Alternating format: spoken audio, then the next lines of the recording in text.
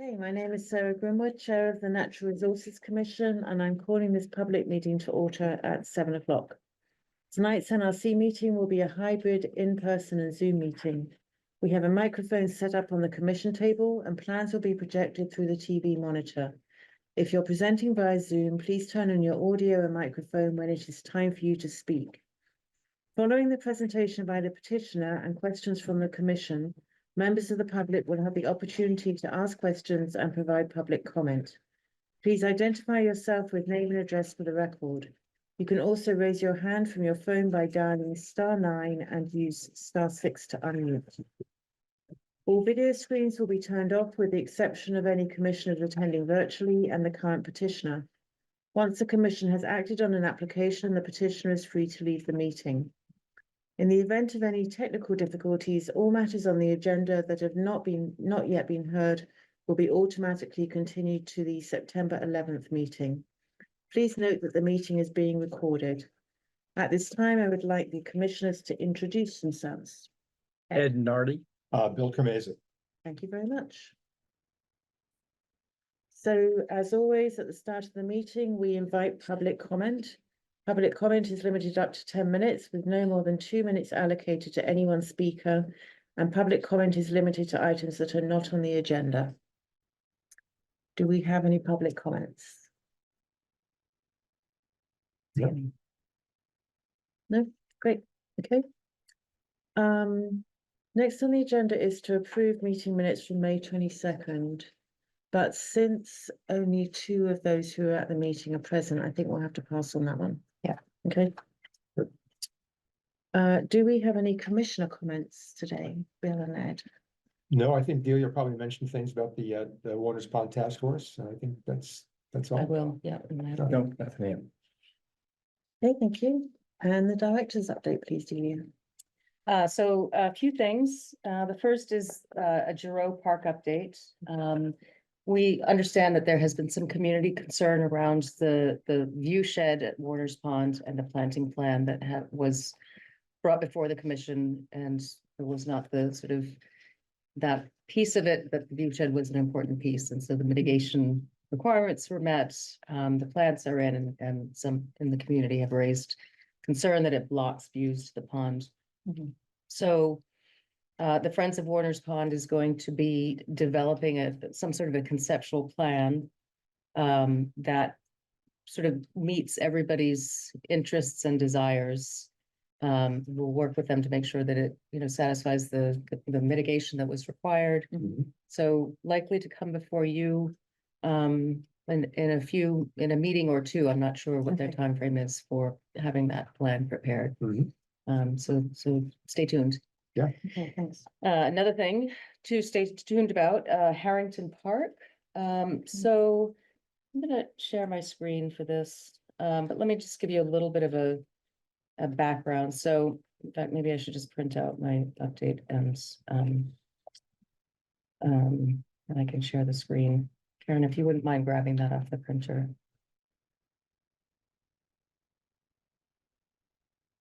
Do you hear that? What was that? If you wouldn't mind grabbing that off the printer. Oh, okay. Thank you.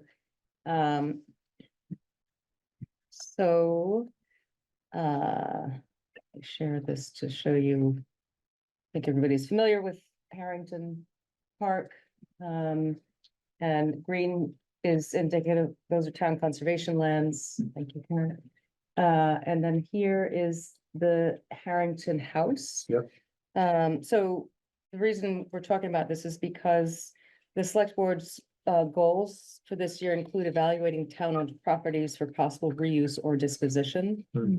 The Harrington House is the oldest intact farmhouse in West Concord, and the Historical Commission serves in an advisory capacity to ensuring that it is cared for.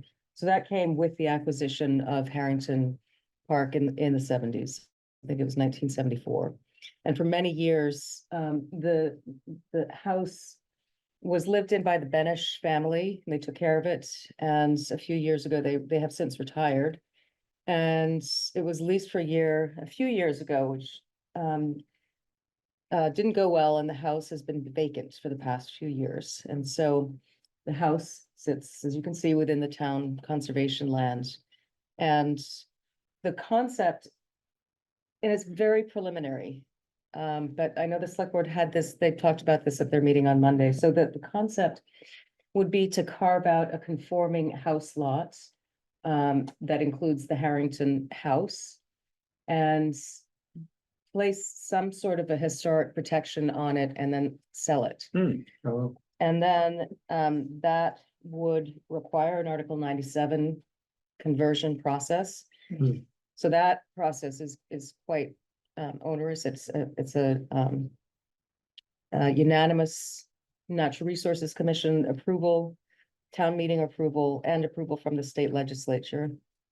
And as part of Article 97, it's the Public Lands Protection Act that there's a requirement that there's no net loss. So say that the house lot ends up being 20,000 square feet. This parcel here at 141 Harrington is town land under the custody of the select board. It's possible that that could, and it's 4.6 acres, and it's possible that that could be conveyed, and that is a equal or greater value, gets conveyed to the Natural Resources Commission. So this is very preliminary. I've been asked to just look at what that conveyance process would look like, so that can be part of the consideration. The Historical Commission is looking at, what sort of historical. has affordable housing people looked into this? I'm sure they're part of the conversation. Yeah. Yeah. Mm. Because that could still be owned by the town, not requiring. It'd just be another use for the property, Mhm. right? Not required to go through everything else, and it would, at least, I think the house is big enough for at least 2 units. It may be. Yeah, It's, the house But it is needs 2 a lot of units? and it could be 2 units. Oh, I It's see. a large, Yeah, yeah, a yeah. fairly large house. Yeah, Mhm. it is. It is. And is the town looking into it just because the rent doesn't really I think maintain the upkeep and cost of the house? it's, the town is not really it's Landlord. tough to be a landlord. It is.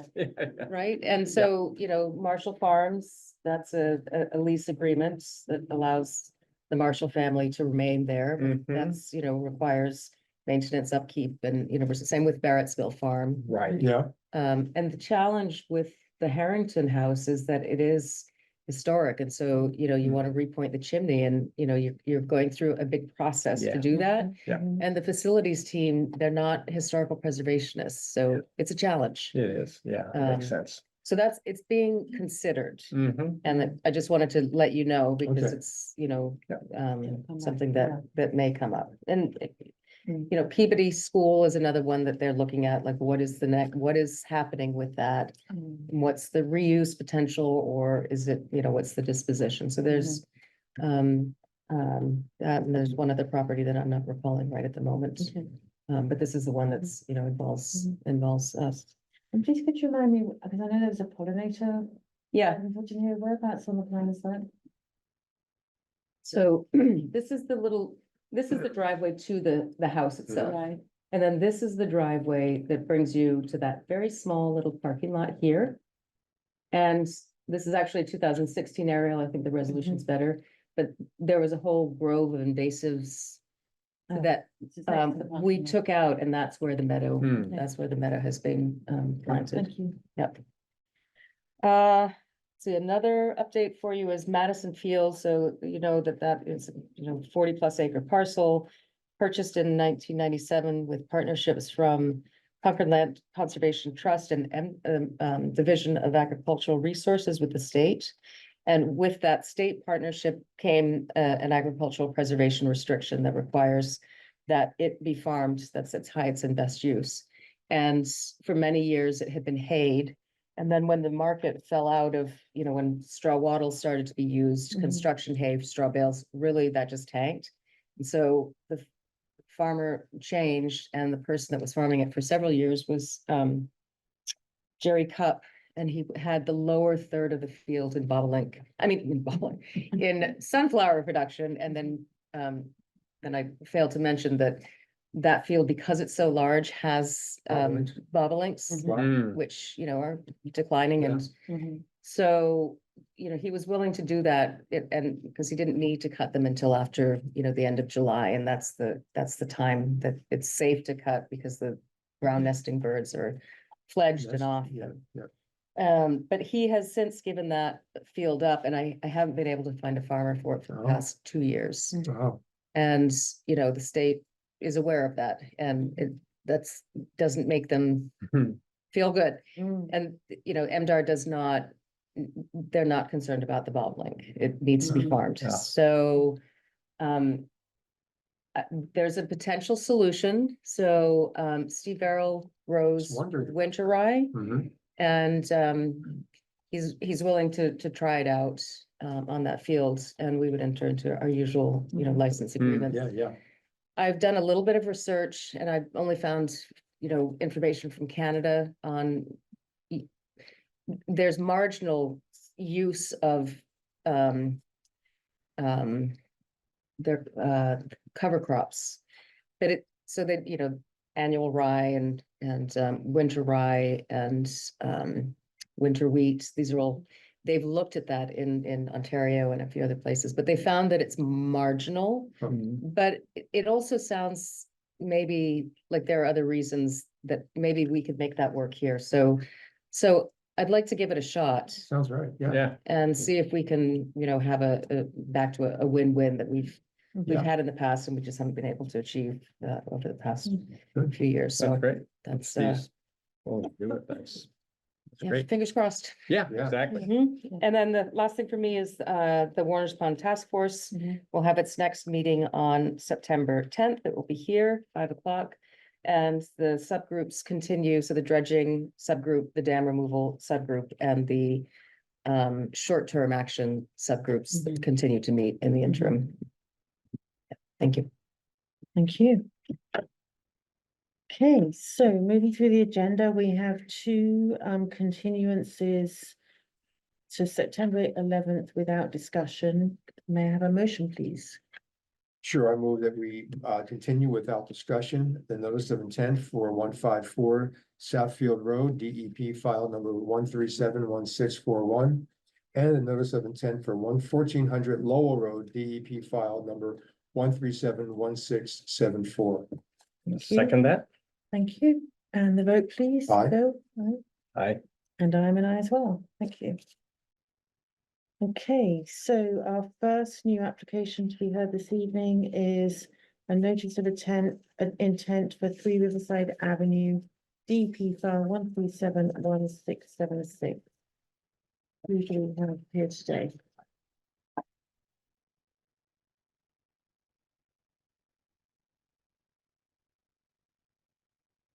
Dominic, Yes, sorry, can you guys hear me okay? This is Dominic Kemet. let me just allow sharing. Yes, Should be all set, Dominic. okay. Can you guys see that? Yeah. Okay, great. So yeah, good evening. This is Dominic Kemet with Oxbow Associates. I'm here representing Janet and Mike Hammonds for the proposed work at 3 Riverside Ave on behalf of Kyle Cormier from our office, who is away on vacation, but who prepared the notice. Also with me watching or in the meeting somewhere is Leah Stuckey from our office, who assisted Kyle with the permitting documents. So here's the screen with the plans. There's going to be some changes to these in advance of the next meeting. I'll get to that shortly. But the property is located within riverfront area associated with the Assabet, within the 100-foot BVW buffer zone. Bordering land subject to flooding also occurs on the site at elevation 126.3. The applicant's looking to raise and rebuild the existing single-family home on the property. So currently 1,934 square feet of impervious structure exists. Proposed conditions includes expanding the house, expanding this driveway, expanding the walks, resulting in 3,680 square feet of impervious surface, which is an increase of about 1,800 square feet, 1,746 square feet within riverfront area. 2,100 square feet of impervious surface is proposed within the 100-foot BVW buffer zone. No structures are proposed within the 50-foot no build, and only invasive control is proposed within the 50-foot or the floodplain. So there's also 4 trees proposed for removal right here. The 3 spruces and this crab apple. within the riverfront area and then the 100-foot BBW buffer zone. Proposed structures are located 19 feet, so 153 feet versus 134 feet closer to mean annual high water line than existing conditions, but still outside 100 feet of mean annual high water. As mitigation, invasive plant management is proposed along the edge of the yard and within the forested portions of the property back here. So there's approximately 2,950 square feet of the property with invasive plants, including glossy buckthorn, loosestrife, multiflora. There's more details on the invasive plant management like tactics in the narrative submission, but the areas where it's proposed are here on the plan. So we met with Delia last Wednesday on the site, and a few things came up with regard to the plan. Firstly, this BBW flag A2 moved about 12.5 feet north, so the orientation on this is funny. North is that way, and about 9 feet closer to the work, which I think only affects the placement of the erosion control and not much beyond that. We also need to add some proposed replanting areas to compensate for the plants which are being removed, and we're still working on the size, species, and number of proposed replacements, but they'll be native, obviously. Straw wattles are going to replace silt fence as erosion control, and there's also going to be a chart with square feet of impacts per jurisdictional zone and total square feet of proposed mitigation. And we'll be getting those plan changes in within the next week in time for the September 11th meeting. And that's all I have for a presentation. If there's questions, let me know. Thank you, Dominic. And I'd like to start by commending you on the plan. It's really clear, really. Thank Jeff, but Yes. yeah, he's good. I had a question about the stone fireplace that is in the 25. I know it's existing already, but has there been any consideration to remove that? What are your thoughts? Possibly. I not that I remember. Is Janet in the crowd there? Yes, we are. Oh, hello. It's a very temporary structure. Mhm. Like So if you want to just introduce yourselves. for Yeah, the- I'm yeah. sorry, Janet Hammonds. I'm Mike. Hi, Hi. nice to meet It's you. our proposal. Okay. You're residing currently at 3 Riverside. Yeah, Okay. and the reason I ask about the stone fireplace is normally we wouldn't allow any structures in that area. That's right. Obviously, it was there already, but I just wondered if there was any consideration to remove it. Yes, there There is. is, okay. Okay, great. So we need that on the plans then. Yes, Remove the fireplace. Yeah, Thank you. just Thank you. indicating that, yeah. thank you. Any other comments, commissioners? There was one thing that I should have mentioned when we met, but it just occurred to me today, actually, that we don't have a stockpiling location noted on the plan. And Okay. and it'd be helpful to have that, so, that's clear to the contractor where stockpiling, staging, those sorts of activities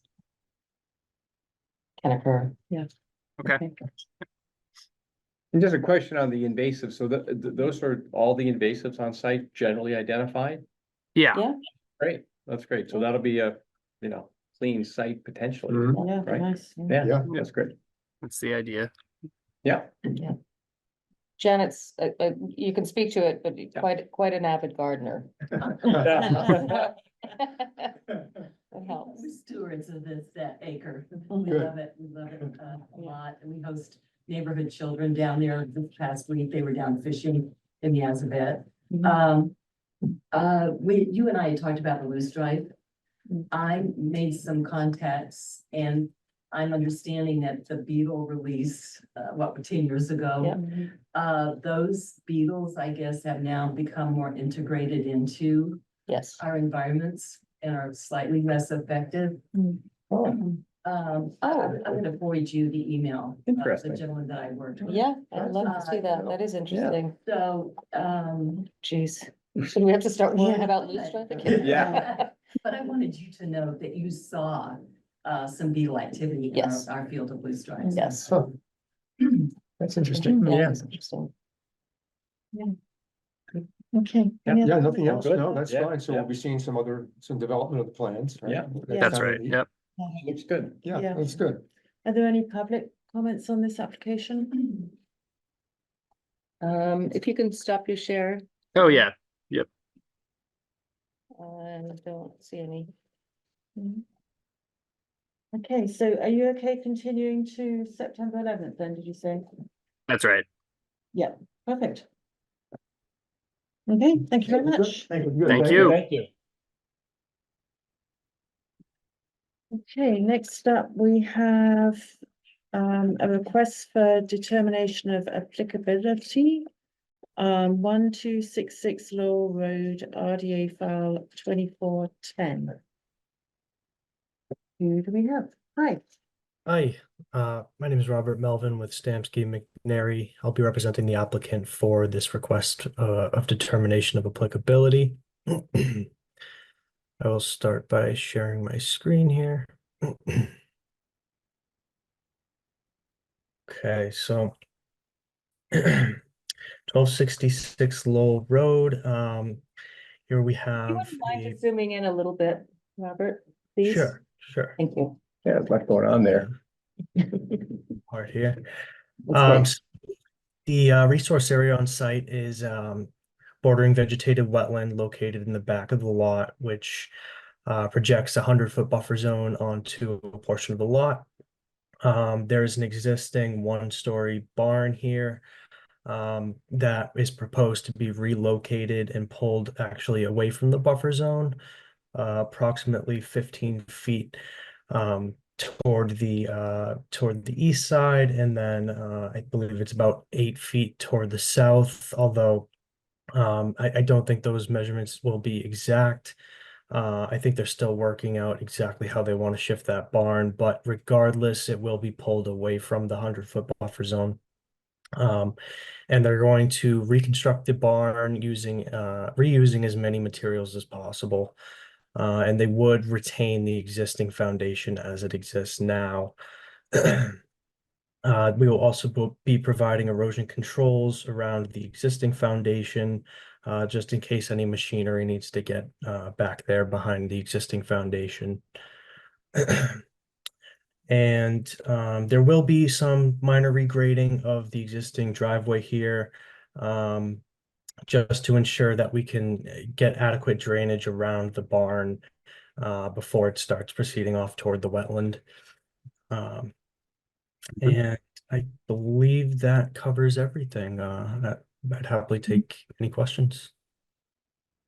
Oh, I just have one question. Why, just out of curiosity, why would you retain the foundation of the existing barn if you're rebuilding it and moving it back 6-8 feet approximately?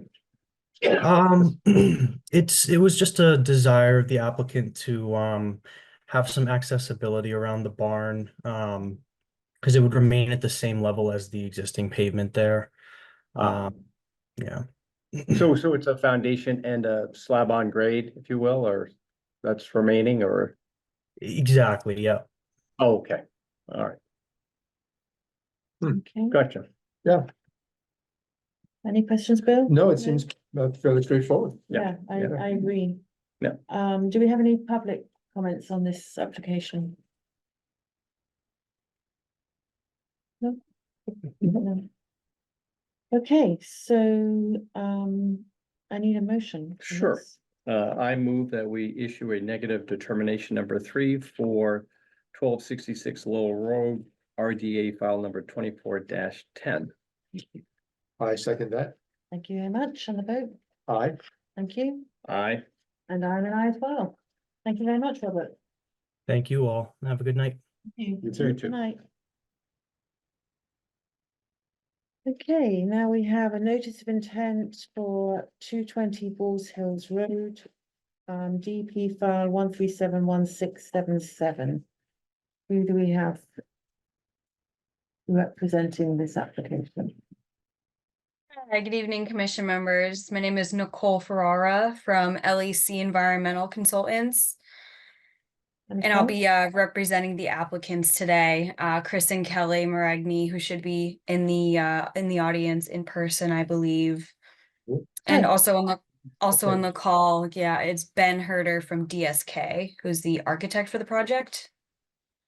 Great. And if I may just share my screen. I'll pull up a map to orient everyone with the site. This is the NOI application that we submitted. All right, so can all see my screen okay? Yes, we can, Yep. thank you. Okay. So this is this is our site. It's in the northeastern part of town. You can see Balls Hill Road borders it to the north and to the east. It's actually part of the Engelhard Conservation Restriction, and it's mainly undeveloped and wooded, containing a mix of forested uplands and wetlands. Generally, site topography kind of descends to the east and west towards this pond in the corner here, and towards bordering vegetated wetlands that kind of bisect the site in half. Also on site is it's mapped within estimated habitat of rare wildlife and priority habitat of rare species. So we initiated a joint streamline review with Massachusetts Natural Heritage back in July, and we should be hearing back from them early September 1st, I think. And I'll just scroll down to our site plan that zooms in. So the site's actually split up into like 4 areas. We are working in the southeastern portion of the property. It's the landscaped, managed landscape areas and the limited building site areas that are outside of the conservation restriction. And here we have our bordering vegetated wetlands located in the central portion of the property. And LEC was out at the site back in July to evaluate the wetlands, and they were delineated by David E. Ross Associates earlier this year, I believe in February. And then this is their line, and you can see the 50-foot wetland buffer zone and the 100-foot extending from the wetland boundary. Now, in terms of the proposed conditions, I'll zoom in a little bit. Excuse me, would you just mind going back to the larger Yeah, yeah. plot Yes. that you showed earlier and just indicate the area where the house is proposed, just because I can't quite get Right, the I agree. situated Yes. itself. Of course. So the house is gonna be proposed in this area where Great. my cursor is. Okay. And then the wetland that you just saw on screen is this portion of the site. Does Thank that you. make sense? Right across from the The parking October Farm area. parking area. Yeah. Oh, it is right Yes. Yeah, I across the see parking that. area. Yeah, okay. Yep, this area is a little bit more open, right down here, Thank you. of course. So going back to our proposed site. So the applicants are proposing to do some site grading and tree clearing within the 100-foot buffer zone.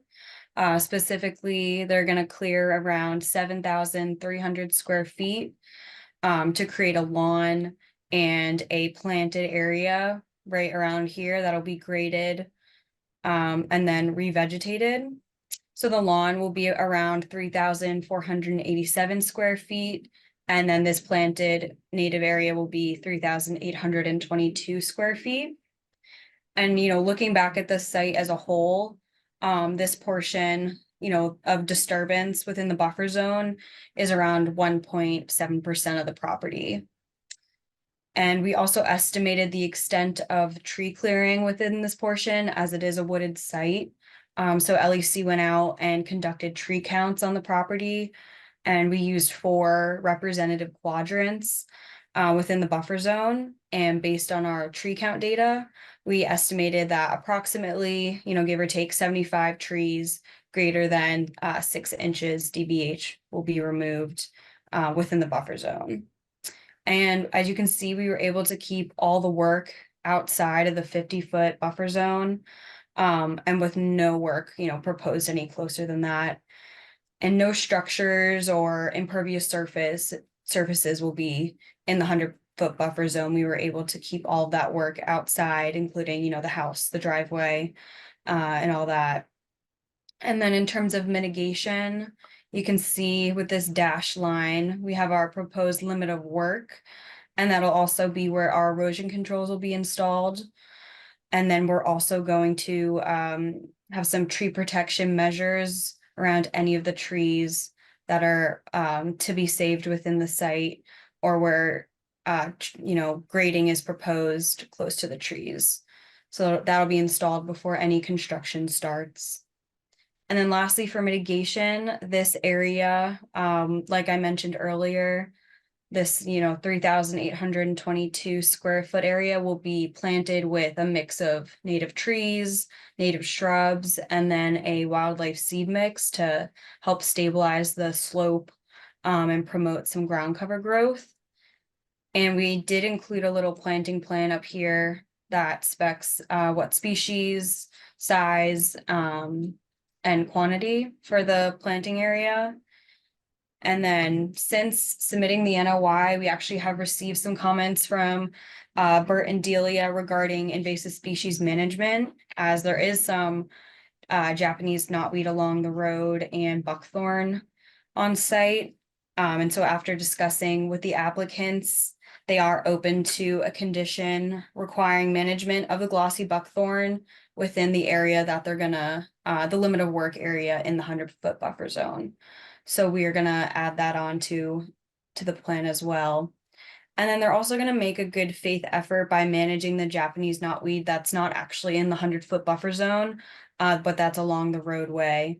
And they're gonna use glyphosate application for that to control. And I believe it's a small patch just along the roadway here that'll be managed. And as this hearing will be continued while we wait for comments from Natural Heritage, we'll submit a revised plan with a note including the management of the invasive species. I'll just zoom out one more time. And here we have our little details on the sedimentation barriers and the tree protection plan. And that about covers the project, and I'd be happy to turn it over to the commission with any questions. I have one. How large is the entire plot of land? How large is the entire plot? I believe it's about 9-ish acres. Mm-hmm. And the building section that we're doing this all in, how much land is that covering, did you say? That the building section is Oh, one the building. point. Yes, all that's being disturbed, the building and the land that's being disturbed. That's about 12% of the property. Okay, That's outside the buffer zone. Yeah. about an acre plus. of land. Yeah, that sounds about right. Yeah, and the rest of the land is there what's the restrictions on the rest of the land? Is there any restrictions or? So the rest of the lands outside of the building envelope and outside of the managed landscape areas has The, a standard conservation restriction that, conservation no restriction. development and, Mhm. only activities that are in Okay, line with. So it's a one conservation lot. values. It's a one buildable lot. one buildable Correct. lot, That's right, okay, that's okay. right. all right. Okay. I don't know if Delia, but you've already discussed these points, but I know there was a question about whether the mitigation actually was enough to cover the disturbance. Did you square that away in the end?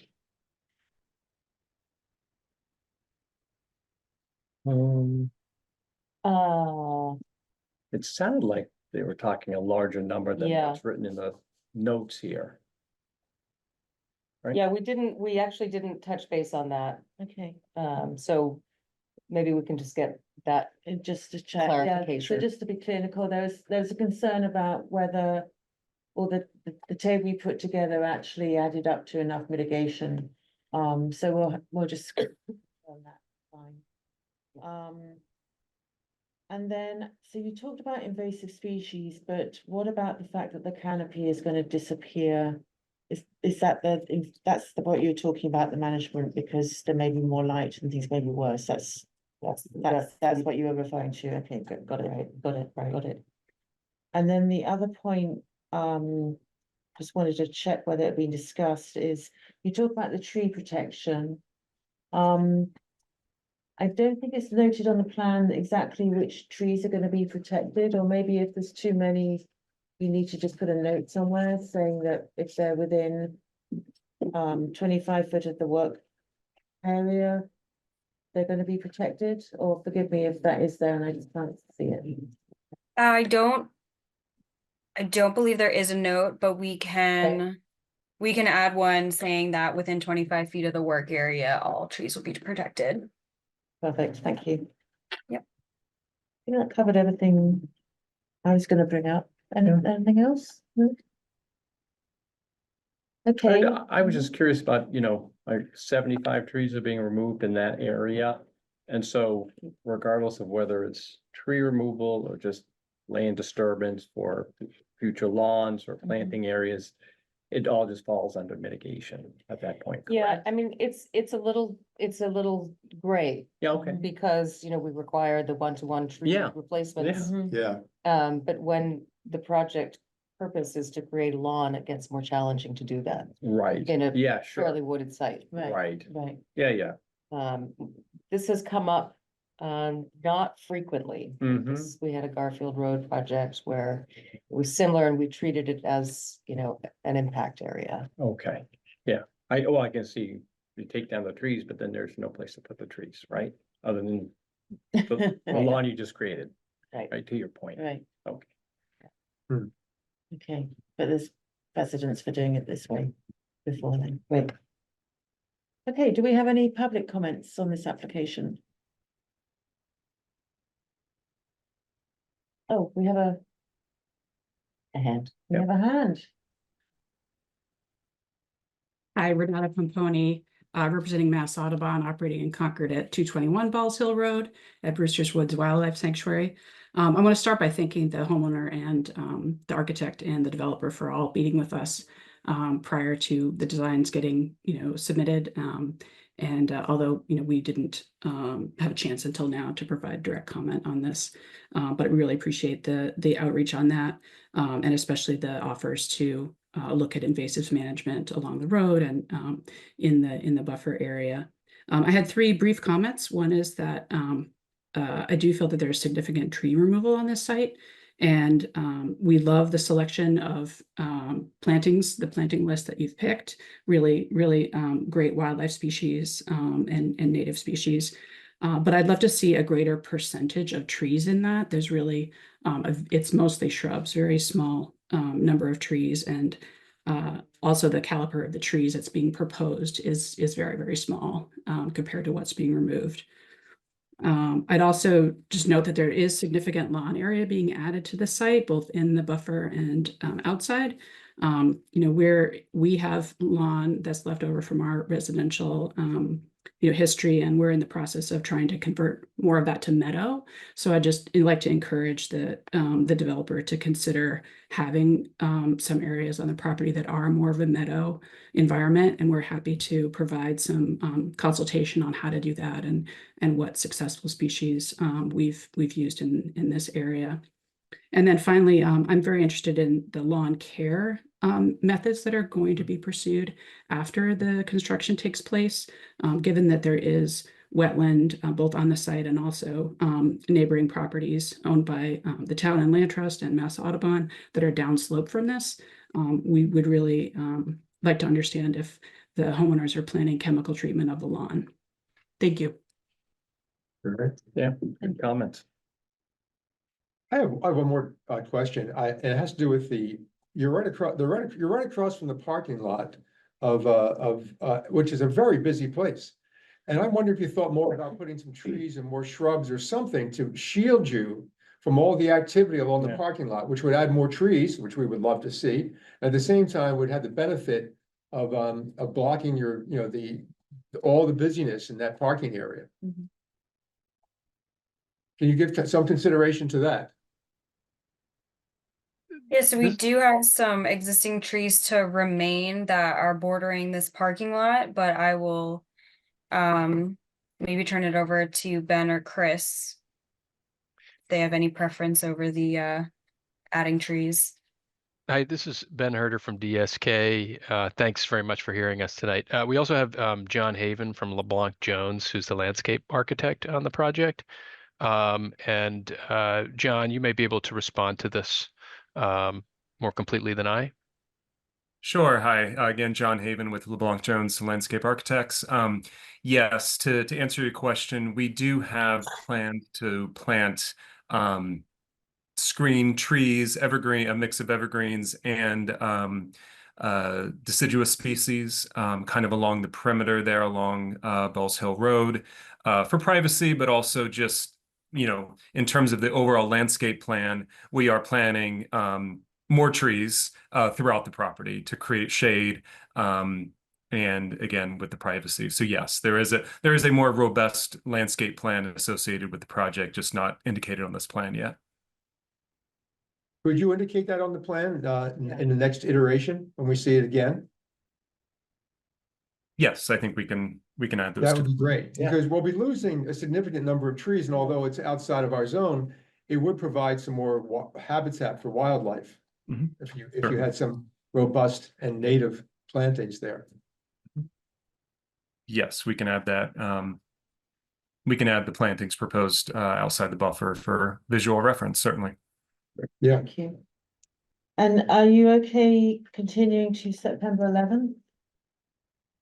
Yes, yep, that works for us. Thank you very much. Okay, we look forward to seeing you then. Thank you. Great, thank you all. Have a good evening. Thank you. Thank you. Good evening. Thank you very much. Thank you. Thank you. Okay, now we have an amended order of conditions for 311 Garfield DP file 1371647. Rich, good evening. Hello, good evening, commission members and members of the public. My name is Rich Kirby and I'm with LEC Environmental Consultants. With me tonight are the project engineer, project architect, John McDonald, project landscape designer, Tim Lee, and the project contractor, Jeremy Devonik. We filed an amended order of conditions for 311 Garfield Road. The commission may recall, about a year ago, we filed a notice of intent to renovate an old pump house to an art studio, along with some landscaping and hardscaping. We're going to bury an electrical line, and we've gotten into that work. The commission issued an order of conditions in September of 23. And as the architect has and the contractor have looked more closely at the foundation, it seems that the stone and mortar foundation that currently supports the pump house is inadequate to support the renovation. So I'm going to share my screen if that's all right, and overview the plan. So this is just the cover photo. I'll just show you that briefly. Is the oh, there we go. That is the structure there as viewed from the wetland. This is wetland flag 3 right here. You can see a fair amount of porcelain berry separating the wetland from the structure. And invasive species management was one of the mitigating measures that we had proposed, and we'll be talking about that tonight as well. So here is the plan. You can see the existing house here in sort of some gray line work. Let me zoom in a little bit. And what we're proposing is basically to shift the same footprint of the building 17 feet to the east. That'll get us just outside the 25-foot no disturbance zone and on balance farther from the wetland compared to the existing structure. We're also proposing helical piles to support the new structure, so there won't be any excavation for a new foundation or anything like that. The existing foundation is really just stone and mortar, and the exposed portions, those will just be removed. And the well house and well cap, the well pump and well cap, which you can see here, that's going to remain. So we'll have the well and well cap remain, a small area of turf separating the well from the well cap. And then that conservation seed mix, which we had committed to in the notice of intent, would be sowed throughout here. We still have the pheno conservation markers surrounding the footprint of the work area. And I think that was it. Yeah, the measurements are 30.25 by 15.2, but it was really the inadequacy of the stone and mortar foundation that's causing us to, shift this over a little bit and use the opportunity to get it a bit farther from the wetland. Before I get into the invasive species management component, I would add one other thing. Delia and Bert did have a couple of comments. One of them was regarding the invasive species management. The other one was this electrical line that you see here. In the summer of 2023 notice of intent, here's the wetland boundary, here's the 25-foot. And we have this electrical line that we're proposing to bury just outside the 25-foot zone. If the commission recalls, there is a utility pole right here that we are working with Concord Light and Power to relocate just outside of the 25-foot buffer zone. We're still working with them on that, but that is still our intent. And that'll remove the electrical infrastructure from within that zone and keep it outside. So I had talked with Delia and Bert briefly this afternoon, and we had noted a tree that was here. And Tim, do you know if that's a Norway maple tree?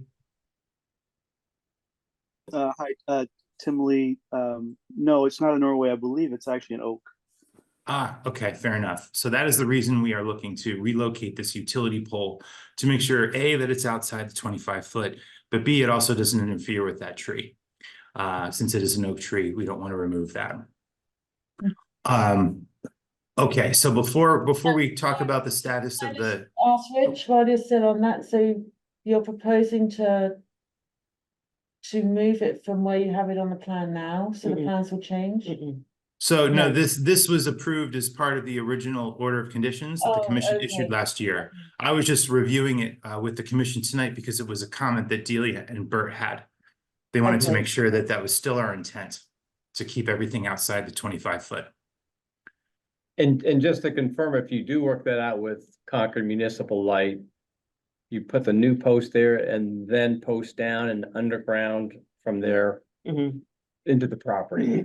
Right. That was always the original plan. So I'm confused, so what about this new? That was the original Yeah. approved plan. There was some conversation about maybe doing it in the 25, which I said was not gonna be Right. something Yeah. the commission was. You're right. But did you see the oak tree is now in the way?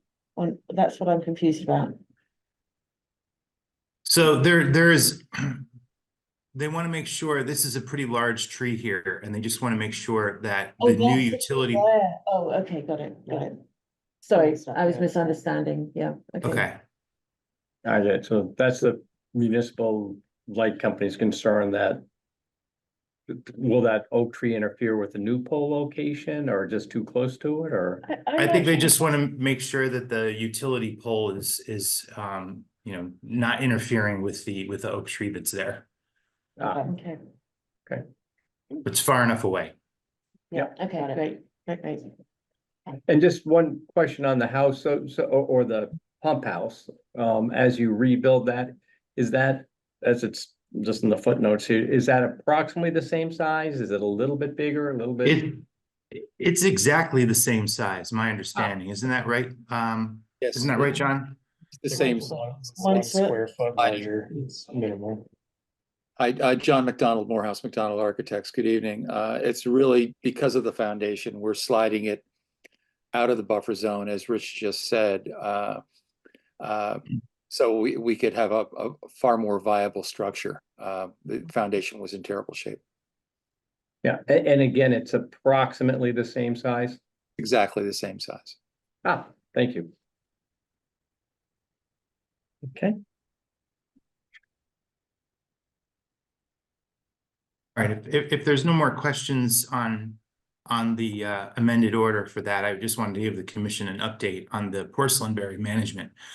If the commission recalls, we had proposed to remove all of the porcelain berry by way of effectively what DEP considered an alteration to the wetland.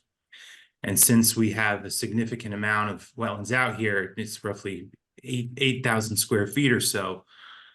We'd be altering more than 5,000 square feet. We would need water quality certification and an Army Corps permit, which would trigger the MEPA process, which the homeowners are not inclined to go through.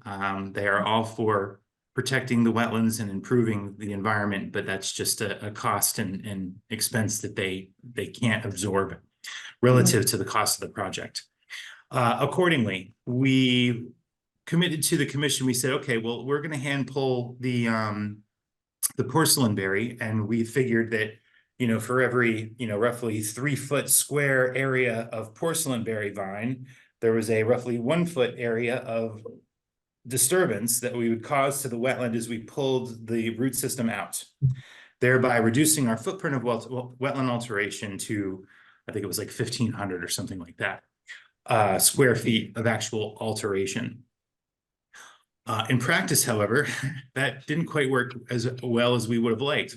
What we discovered is the contractor had investigated a couple of 6 foot by 6 foot square areas within the wetland to see what sort of method could be employed to remove the porcelain berry, roots and all. And it turns out that the root systems of these plants are more spreading than we had anticipated. And they're also quite brittle. As you pull the plants out, the root systems tend to break apart, leaving behind root fragments, which would likely germinate into new plants. So we are left with some limited options without exceeding our alteration threshold. And one of the options that we were considering is an annual mow, which would happen in the fall.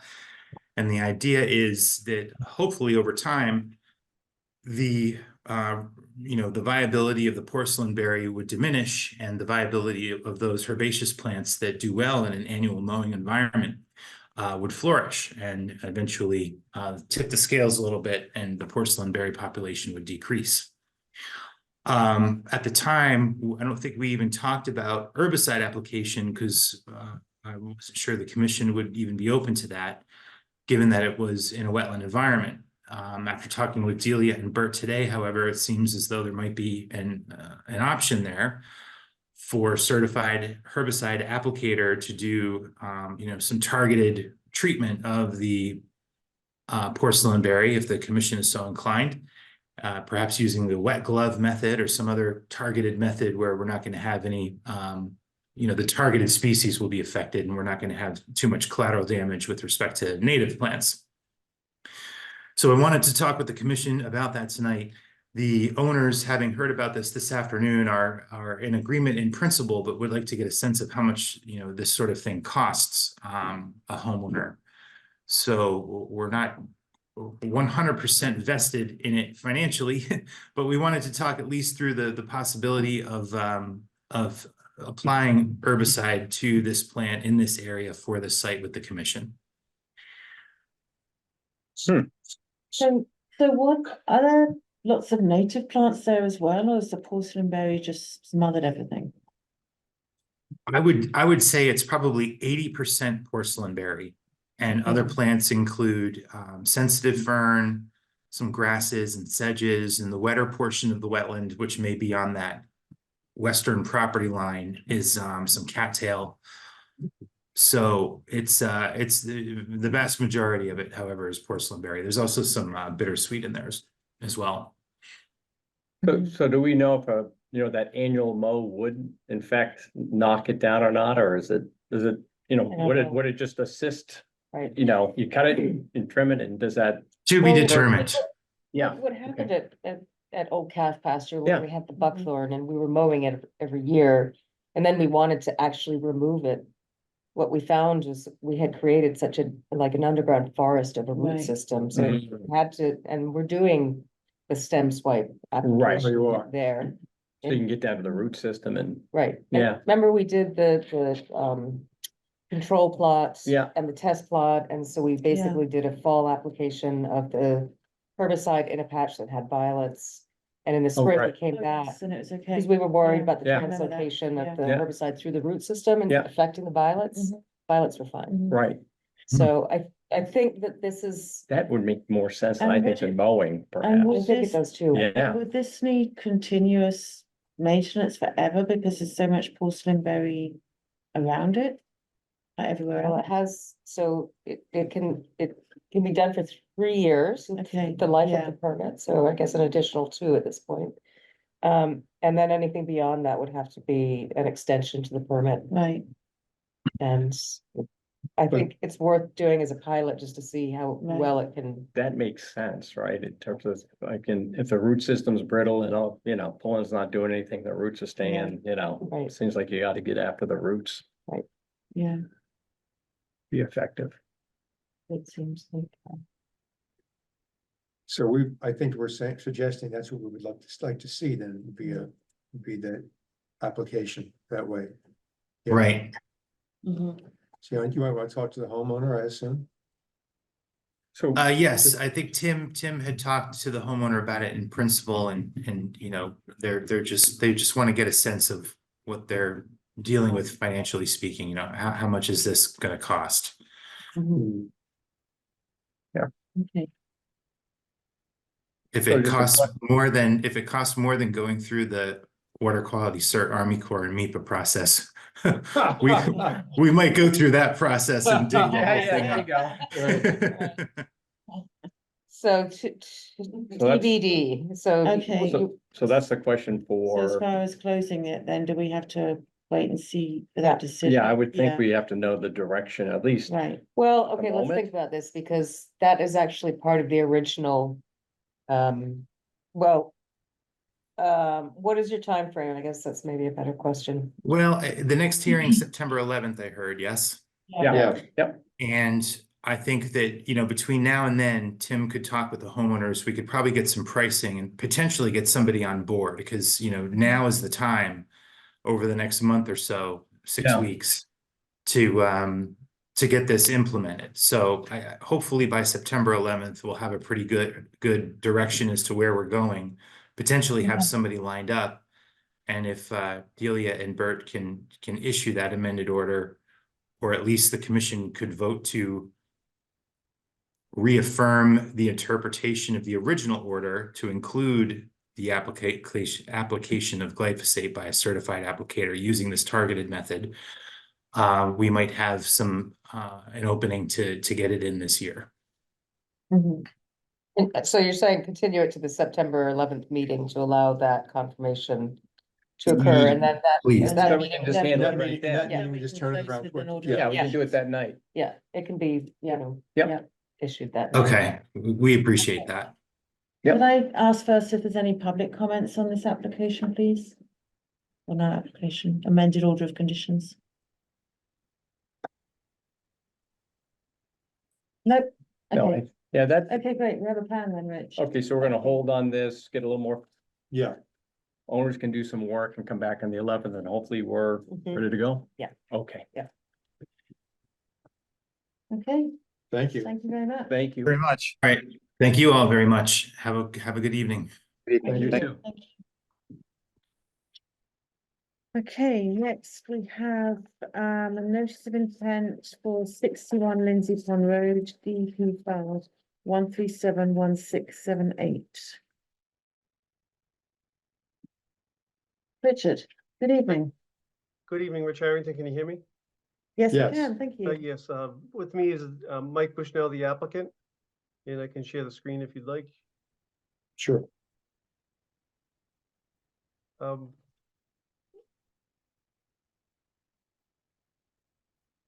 We have, the purpose of the notice of intent today is to remove an existing single-family house and construct a new dwelling. The property was surveyed by Jeff Purley, and which consists of 3 acres. David Burke did the delineation, and I believe that the staff has reviewed it and has no concerns with the actual location of the flagging. We have Lindsay Pond Road is a private way. We have an existing gravel driveway that meanders from the frontage outside the 50-foot buffer zone into the 50 to 25-foot buffer zone along flags 1 through 16, which is along an existing drainage easement. The gravel driveway ends at the 50-foot buffer zone line, and then the house site is located primarily outside the buffer zone at a high point on the land. We have a pond to the north, which is has Spencer Brook exiting on the bottom left. We delineated the edge of wetlands, the bank of the pond, the median high water line of the segment of Spencer Brook, And we have delineated the riverfront area in the bottom left corner of the lot. It also coincides with the 50-foot buffer zone of the wet flags of the 100 series in this little swale here. And then we have the floodplain, wetlands and bank along the pond to the north of the existing house site. There's an existing view easement on the Conservation Land Trust land that is maintained for the view from the existing home site, and that will be discussed further. The entire property is mostly open lawn. There are some trees within the property, and we have existing utilities. The electrical line is right down to the edge of wetlands. The gas and water are also in this 25 and 50 as well. So the proposal here is to raise the existing house, preferably over the next few weeks, by setting up outside the buffer zone and just utilizing existing gravel driveway to remove that structure. And then we are proposing to, let's see. We had submitted this septic design for a proposed house box. And what we have is we did our soil testing in the open area on the left of the existing house. We have proposed trenches that will replace a system that's in the lawn area today. We had a generic house box and a driveway, which was going to utilize the existing gravel driveway within the 25 and 50. However, after talking with staff, there's a preference to remove that driveway and place it outside the 50-foot buffer zone. Good. And so we have a working sketch that we'll be submitting this week, where we're proposing, starting at the frontages, to basically roll up the driveway and slide it out over outside the 50, so that we'd have a meandering driveway in a turnout greater than 50 feet from the edge of wetlands, flags 1 through 12 on the property.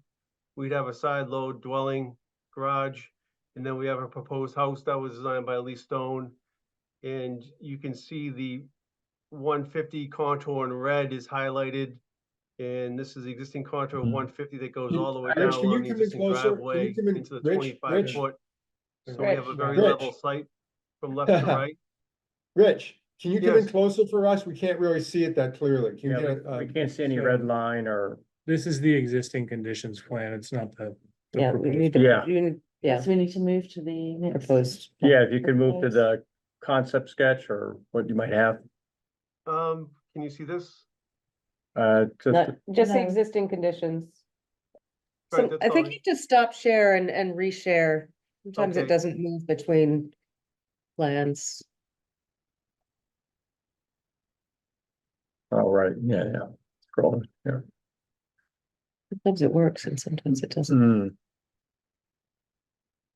better? Okay, better, yeah. Okay, so now we can see the driveway. Okay. Yeah, okay. So it's actually very boring, in vanilla. We are not, we can move everything outside the 25-foot zone line by removing the utilities in the driveway up. Dave Fish will provide a landscaping plan and talk about invasives and some replanting in the 25-foot. We'll hold the 50-foot or greater for the driveway, and the dwelling will be greater than 75 feet from the wetlands on the other side near the pond.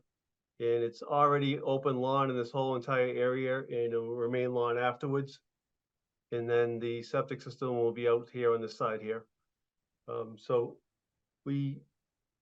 purpose of tonight was to, get underway, talk about the features and the existing contours, et cetera, and how we were able to work with and not remove anything and just mitigate with some invasive species removal and providing a new house site at this property.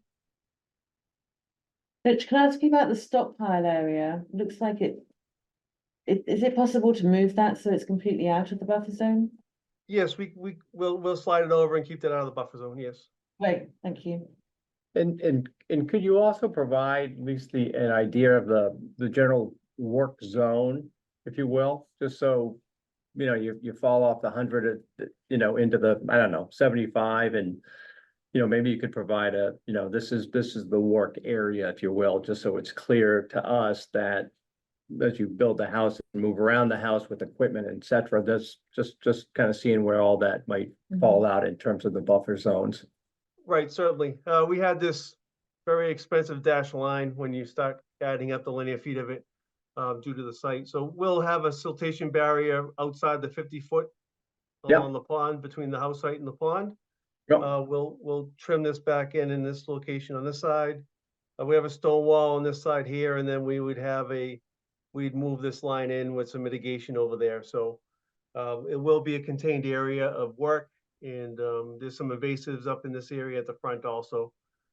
So we'll update this plan. Obviously, there was a generic house box, and now the architect has provided their plans. I have a working driveway now after talking to staff. And we'll have some mitigation of invasives in the easement also for the view. Can I ask how wide that driveway? Right now, it's, so we're proposing, did that show up? This is shown at 14 feet wide right now. And then we'd have a turnout at the garage doors over here. Okay. So you've clearly got some trees that will need to come down. Right, there's some specimens, right, there's no objection to keeping it in the 25-foot, but there's just a couple spruce trees, which. Yeah, and no, apple trees.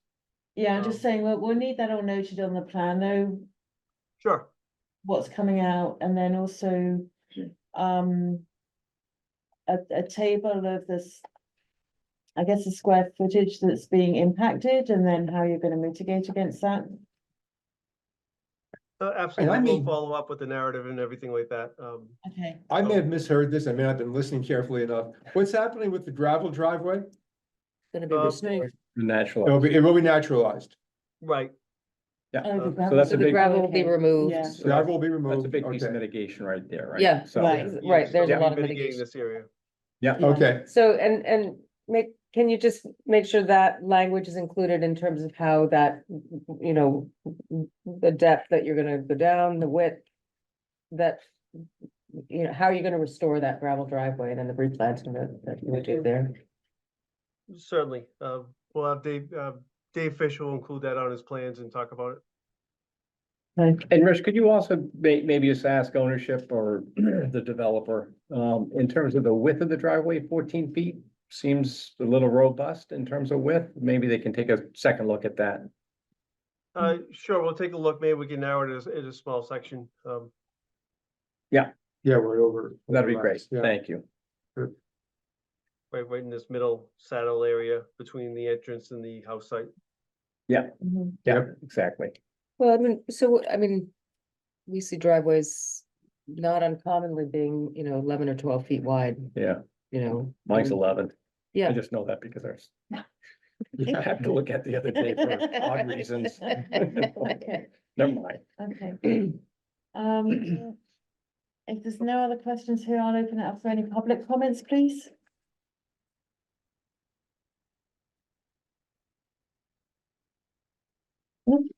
Okay, are you okay continuing to September 11th, Rich? Yes, and in the meantime, we'll be applying for a demolition permit to, if it's possible, to get a verbal from Delia to remove the dwelling while we're going through that resubmittal and just proving all our sketches today. Yes, we're fine with the 11th. Unfortunately, we can't do can't sign off on that, Rich, because it's in the buffer zone. But if everything is, submitted by next Friday and it's, everything is copacetic, we can certainly have a permit ready to go at the meeting on the 11th. Okay, appreciate that. Okay, Great. see you then, thank you. Thank you. Thank you. Okay, so our last new application today is for requests for determination of applicability for 143 Everett Street, RDA file 2411. And we have Dave. Hi, Dave. Hi, Dave Crossman with B&C Associates representing the applicant, Susan Ticknor at 143 Everett Street. So this is just pretty much a straightforward question to the commission and staff. There's the double catch basin in Everett Street. And it appears that at one time he used to dump out into a ditch. Yeah. Just on as you look in at 143 on the left side, all the way down the left side of the property line. And the applicant is looking to potentially sell the house or do some work herself. She's kind of going back and forth. But she wanted to know if there was a resource area and what kind of filing, if there was, what kind of filing she would have to do with your commission. So I went out and took a look at it. No water really flows through that ditch anymore. And it's pretty much filled with leaves from people using it to store their leaf in the fall. I put a flag at where it says flag B, where I thought the actual resource area went up. Delia and Bert came out, took a look, and then we met yesterday afternoon to review the area, did some soil sampling, and we came to kind of an agreement as to where the resource area actually, the tip of the resource area actually is, and I would say it's probably, where on the adjacent lot it says 14,200 square feet, it would be right in that area, right about in there, give or Got take. it. So So- middle-ish. Yeah. So it was just a straightforward yes or no question. Is there a resource area? And if so, where would the tip or where would it begin or end? Was it the whole ditch, part of the ditch, none of the ditch? So I think after yesterday's site walk with Delia and Bert, we reached an agreement as to that tip. So I guess we're just here to formally put that to rest. So what are you asking in terms of action from the commission? I guess we would need, I mean, the filing that was submitted requested confirmation that that section of the ditch was not jurisdictional, and so that's a positive determination right, that it is, or a portion of it is. So right. are you looking to withdraw that application, or are you looking to Amend it? amend it somehow? Yeah. What would you like the commission, what action are you looking for from the commission?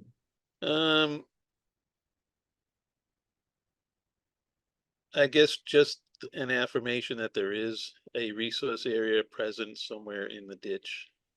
We're not filing for anything at this time, Okay, but a note from the commission that if and when the homeowner or future homeowners were to propose any work, they would need to have an actual delineation and a Yeah. filing with the commission, because I believe where the flag that we hung, the 100-foot buffer zone comes at least to the back of the house and the back of that driveway.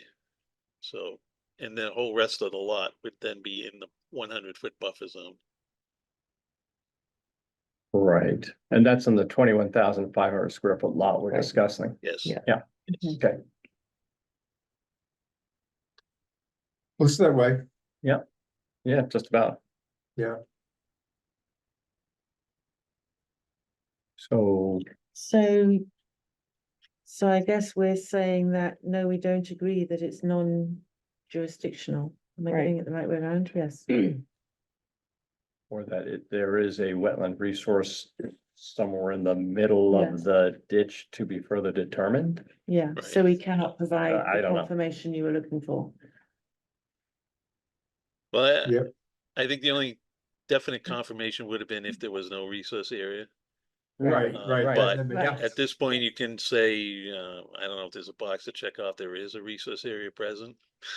I don't know how I don't really see the other end of the It request just seems determination. abstract, what we're Right. trying to confirm It'd here. be a Yeah. positive. So it could be a positive determination. One, the area described in the reference plan is an area subject to jurisdiction under the act. Removing filling dredging requires notice of intent. Yeah, so positive one, Dave. All right, that's fine. So we make a motion or Motion. should we? Yes, please. Okay, so I make a motion that we find a positive determination under the Protection Act and our bylaws. And this is for 143 Everett Street, RDA file number 24-11. And this is determining that there is a wetland resource area as shown on the maps. Is not shown. As It has not been not delineated. Has not been delineated. That but- will need further Right. review Need for further any review. activity on the property. Okay. Second? Thank you. And the vote, Bill? Aye. Aye. And I'm an aye as well. Thank you. All right, Okay. thank you. You're Thanks, welcome, Dave. We got Thanks, there. Dave. That's a good one. Yep. Yes. Okay, so next we have a minor modification for New England Deaconess Association at 65 Old Road to 9 Acre Corner, DEP file 1371659. And who do we have? Good evening, Greg Good Hockman evening. from Epsilon Associates and Amy Capafretti from Deaconess. Good evening. Good evening. We were hoping to come back before you guys once we were ready for a certificate of compliance, but unfortunately we ran into a bit of a snag during the installation of the boardwalk, and that's why we're here this evening. Mhm. Is it possible to share my screen, Delia? Yep. Sure. Okay. I'm just gonna pull up a plan that's gonna look very similar to the plan that you've all seen before. This is the plan that was prepared by Niche, showing the approved footprint of the boardwalk, the bump outs, the staging areas. The area that you see in blue is the area that Sumco ran into a very, very firm, they think it's rock, about 2.5 feet down. And what happened was, this is them there. Can you see that picture? Yes. Yes. So those are the aluminum piles that we have approval for. You can see they're not going down very far. What happened To was raise the they, boardwalk. yeah, the bottom of the auger pipes were shearing off. Yeah. Yep. So we're going to a different plan, and that's why we're here tonight. We'd like to replace 34 of those aluminum auger pipes with a diamond pier footing, which I think the commission is familiar with. Yeah. Yeah, Yes. yeah. Sumco has used them before. They think it would be a great idea to use them here. The building department's on board. But of course, it is a change, and that's why we filed a minor modification request with this commission. The footprint of the diamond pier is slightly larger than the diameter of the approved auger pipes. So when you do the math, replacing the 34 aluminum auger pipes with the 34 diamond pier footings results in an additional 26 square feet of BVW alteration. So not a ton, but it is more. And Niche revised this plan that you see here on my screen to account for that. We're proposing to make the wetland replication area slightly larger, which in this case will be, I think it's going to be a total of 35 square feet. So it's still a very small replication area. We have room to do so. During the pre-construction meeting, we saw that there's a good spot where there's some gravel, so we still think it's easily done, and that's shown over here near Old Road to 9 Acre Corner, in a portion where the existing boardwalk is being abandoned. And sheet 2, Niche added a detail of the diamond pier footing, just so there's no confusion on what is proposed, hopefully what gets approved this evening. And the reason we're hoping that a minor modification is acceptable is because Sumco is really moving fast. They're gonna be getting to this section of the boardwalk quickly, and we'd like them to be able to keep moving. And as you can see from those images, they're doing a great job. Hardly any impact at all. But that's it. I mean, I'd be happy to answer any questions the commission might have about what we're asking for this evening. So I don't have any questions. It seems pretty, Yep. yeah. Yeah, and this is the only, you think this is the only spot you're gonna hit this, right? You're kind of at the end of close to the end of the Yes. build at this point. Yep. Yep. Okay, Yeah, I agree. everything's going very well. great. So you make a motion on this? Yes. Yep. Can I just ask for public comment? Any public comments? No. Okay, so yes, please, a motion. Sure, I'll move that we approve this minor modification to the New England Deaconess Association's DEP file number 137-1659. Second, Thank you, and vote. Aye. aye. And I'm an aye as well. Thank you all very much. Thank you all. Appreciate it. Good night. Have a good night. Bye. Bye. Okay, so now we move on to the enforcement order at the military offices, DP file 1371315. Yeah, please. Good evening. Good evening. I appreciate how quickly you moved through your agenda. Oh, yes. I thought we were about seventh on the list. It could have been long. There are a lot of places we'd be here until 10 or 10:30. Yeah. For the record, my name's Dan Bailey. I'm the attorney for military. With me tonight is Monique Allen, who is our landscape consultant. We submitted revised plans a couple of weeks ago. We had a conversation with Delia about that. Delia has asked additional questions. Monique is prepared to respond to those. So you've got revised plans. You've also got a plant list. There's a lot of detail there. Yeah. And I think probably the best way to go through it is for Monique to speak to it because I'm not qualified. Sure. Okay. I think what I'll do is just start with just telling you how we went about doing an existing condition plans. One of the things that was really important to you all was to understand the existing conditions. So you had a chance to take a look at this plan that you've got. And so, Can we yeah. project anything? Oh, Yeah, while we do that. My computer's freezing on me, Oh. so, give me 1 second. You want the existing conditions plan? Yes, please. Yeah.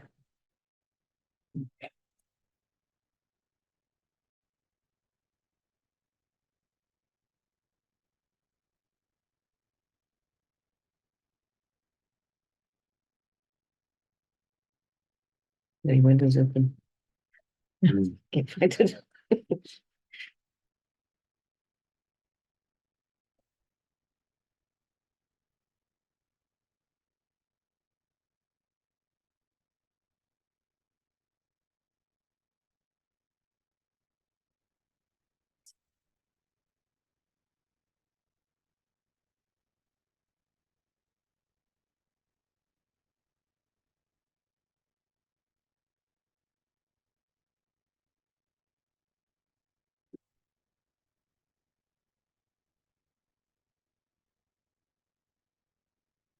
Where do you want to start?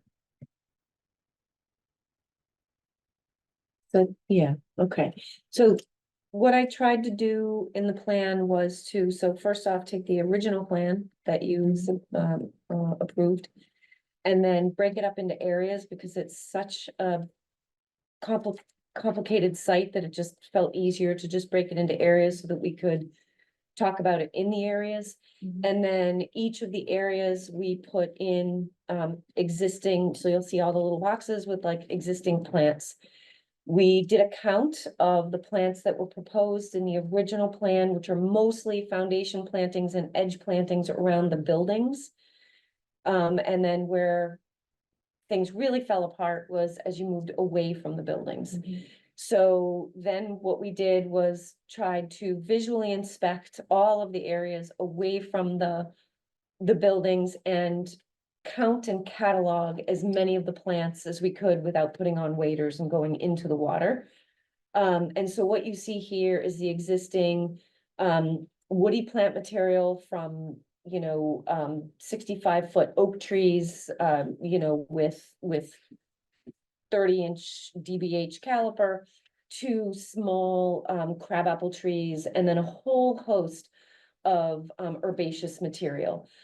So the goal here was really to highlight what's already here, what's working, and what is supporting the resource area. And just to be clear, when you Yes. say already here, you mean that's been planted since the buildings? No, they were there, or they have Right. started to occur and grow since. So we Oh, have okay, little so you tiny. haven't put them there, but there's more plantings there than there were. Yes, just so to- if okay. you look at the original planting plan, the miss in that planting plan that I think we're all realizing is that there was some definite vegetation that was removed. I mean, the stumps are still there. You can Mhm. just Mhm. see what was cut down and then never replaced. Okay. But then what you also see is kind of a miss is that there are, oak trees this big, and there's just lots of robust plants that were there, that when you look at the old planting plan, it was suggested that we plant, I guess, right in and around and under and through. And now we're many years later, and lots of things have grown in. We didn't have typha, it didn't look like there was cattails back then. It didn't look like, I mean, there had to be those winterberries, because some of them are like 15 feet across. They're huge. So what we did was went in and looked at all of the existing vegetation to think about how is this resource area being supported by the vegetation that's there. And then rather than just saying, I'm gonna plant all these plants here and move the plants that are there, how do I then support and plant additionally to what's there? So like, for instance, we found blueberries. We just found blueberries. And so we took that area and suggested, well, let's add more blueberries. We found winterberry. So we were like, okay, well, let's add more winterberry in that area. So trying to let the wetland speak for itself and start to create a plant list that was pulling off of what was Okay. already there. Okay. So the hope here was to really do our due diligence to show what was there. And that there is a lot of really great planting just in that middle space, but then it falls apart as it gets toward Kais Road. And so the hope is to improve upon it by removing lawn and adding more plantings. So if we jump to the proposed plan, because this is so busy, what we did was all of those trees that are noted on the existing plan turn into just dots. Okay, so they don't have the tree symbol, and that was just so that you could see, because there's so much going on. So the calculation that we did, because our goal was to try to give to the commission, to the land, what was there. So hold on, I'm losing my place for just 1 second. So the original square footage was on the original plan was 24,850 square feet of proposed planting. When we add up all the area of existing vegetation, and then we add up all the area that we want to add, we get to 22,280 square feet. The goal was to try to get as close as possible. And so we're 2,500 square feet less than the original plan. And Can I just ask yes, a question? Does that number include the Nomo fescue and the pollinator meadow? it does. I Seed included mix. everything that Okay. we're expecting. And so And- the only And does areas, it take into account whereabouts it is relative to the? the original plan, Well, no, Oh, the, wetland. in the wetland, whether it's in the So- 25-foot or the 50-foot. Well, because so much of mitigation this- Policy changes depending on the region. yeah, so what I was doing with these numbers is I was just basically comparing the old approved plan to the new proposed plan to see how was I doing as far as Right. coverage. And then coming from let's say if I was coming from the sidewalk, how far in was I going with no touch, like not touching anything? And then beginning to plant, getting right up to the edge of where that water floods. And, I don't know if I'm answering the question. and just to clarify, when you see the original plan was 24,000 Yeah. change, and when you say 24,000 feet, is that all these kind of planting areas within all these different zones? Site-wide. Site-wide. Okay, So so, that's Exactly. areas like within the development, like area 6, that the commission right, doesn't really have Mhm. as much interest Yeah. in it. yeah, So one thing Okay. to remember about this project was that um, it wasn't mitigation for hardscape Mhm. because it was all impermeable, it was Mhm. all pavement. right. And so, Okay. so it was a landscape plan that was intended. And this is my recollection, and I'm back to the original from, whenever, 2000, whenever it was. Whatever. Yeah, but the intention, there was a robust landscape plan that was intended to Yes. improve from the natural resources perspective, was to improve the resource area. And we were, particularly interested in, along the Mill Brook and Yeah. along, this area here on the other side of the. Right. Right. Right. Yeah. Yeah. But it wasn't necessarily, it's not the same usual not the mitigation same that we approach, normally okay. see. So I think that, the intention that we should be looking at this with is really improving the capacity of the, Mhm. particularly the 25-foot notice serve zone. Okay. And if I could add to that, the one thing that I really feel when I look at it is, like, I wanna get the mowers away from the water, because what's happening is it's Yeah. getting mowed Right to the edge. right up to the edge. Yeah. Right. And Yeah. so Which was never. the idea is to Never just the to intent. pull all mechanical action Mm-hmm. away.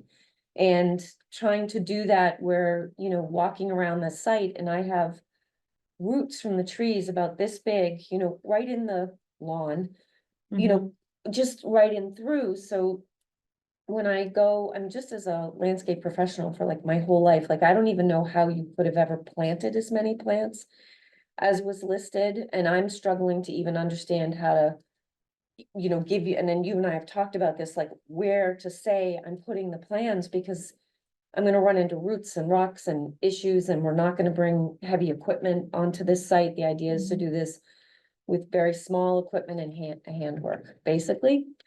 So my goal is to, especially when you're walking up along Kai's Road, is to pull a good portion of that mowed area away from the embankment, so the lawn comes in, it starts to dive down, and then it drops. Show us that, where's that on this? This- I see So if you see the, Area this 3, area, is it area 3? Mm-hmm. Yeah. Yep, so that area, if you see that hatched area, that area is where I wanna put lots of, I basically wanna build a complex meadow. And then all those little X's are sort of working on the embankment, and then coming up into the grassy area is all shrubs. And then the sort of speckled area that's on the outside, I'm proposing that we do what's called a no-mow turf. So this turf would be allowed to grow up to about 8 inches. It looks very much like Carex pennsylvanica, but it's not. It's short fescues that will just kind of weep. And my goal is to keep the mowers out. So So that's, when you say speckled, I Yeah, I don't see speckled. I was looking for speckle. Speckled is this, Oh, up there. little fringe. Where, yeah, that yeah, see, Ah. follow, yeah, the Okay. cursor And then it goes goes all the way around, and then it gets really wide in this area. Because the problem to me with this area is we have parking lot right here, where the Nosh restaurant used to be, and then parking lot right here. These are two heavy snow load areas. So if they're mowing plowing the parking lot, the snow is gonna come here. No, it's Mm, not. No, Oh, that's- do they take it out? Yes. Yeah, there's zones I recall, They- right? That they have to cannot- Push it to, and Yeah, they have, they push it up against the side of the building. They can't. They can't put it store there. snow within Okay. 50 feet. All right, so Because my, this is actually an area in particular that seems that it needed, rather than that no mow fescue, and that should, it's. well, it's very shrubbed up. This is, so Not- that not whole, here. that whole area, so if you I walk, wonder I if- was just can I- walking. okay. Can I just suggest, maybe, would it be helpful to the commission to do a site It visit? would, because yeah, because to me, this is abstract Yeah, and it's it's, all abstract, and yeah. when, I mean, my general comments from looking at it today is it all seems very exposed around the water, and you can see people have been collecting piles of sticks and clearly going into the wetlands. They won't be able to after this. I mean, anybody. can Yeah, I get think it through would it, be, you know, I would but- like to propose a site visit so Yeah. we can all get a feel for it, because it is a complex site, as you say. So, my thought about a site visit could be that, I mean, we have to figure out a time that's gonna work. But I would like to go there literally with spray paint, if you would let me, and paint on the land, like with a water base, like the paints that we use in landscape. I don't think we need to do that. Okay. We just need to get a good sense of it, having the plan in front of us.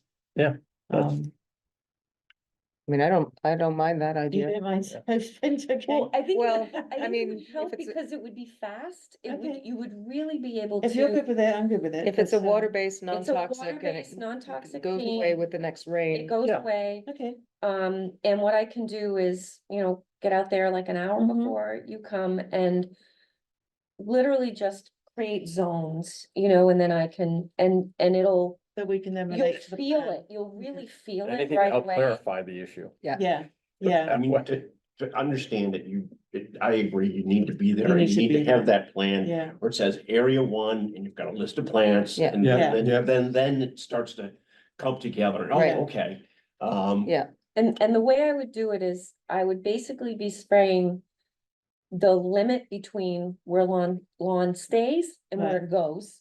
Right. I'm obviously not gonna spray in all the plant No, area, no, that'd no, be no, cuckoo. of course. But I Right. would give you would see the zones, Okay, right? that You would would help. really Yeah. see. And then once we see the zones, then we can have the planting plan in front of us mhm, and be like, okay, this whole list is gonna go here, and you Yeah. can see I have a crab apple. Okay. That's why I don't wanna add more trees, cause I already got them. Yeah. so can we look at calendars? Would that be Yeah. helpful? Sure. Yeah. Let's do it.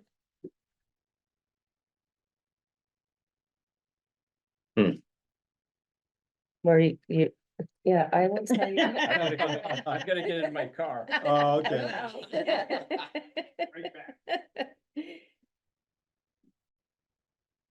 so we'll have to, the earliest that we could do it is Monday, just given Oh, we posting have to post it. requirements. Yeah. Mm. Okay.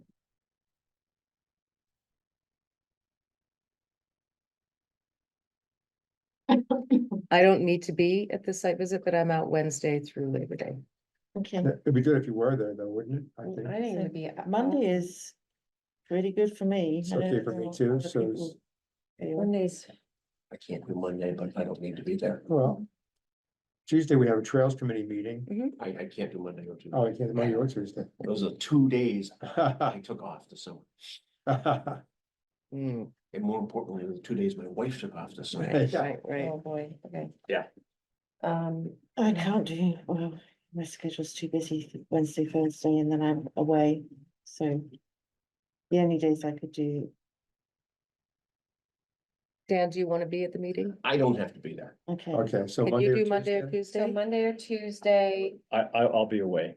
I'm away next week. and what Well, about I'll the do that. following week It's a good after Labor balance. Day, that Tuesday? Oh, I'm in the wrong week. Am I in the wrong week? The Tuesdays Tuesday is of- 27th, I could do the afternoon, but. Wait, No, the no, no, no, following week. No. Oh, The So week I of have Labor the Day, you're away. Monday, the 26th or Tuesday, 27th, some of you can do, not all of you, and then Monday is Labor Day, so nobody will be here. And then, how is Tuesday? Depends on the time. Possible. Is that possible? Yep. I would say You- I I'm would come away. out here Oh. first. Oh, you're away. You're away? Yeah, I'm gonna be away, so the only days I could do is the coming Monday and Tuesday.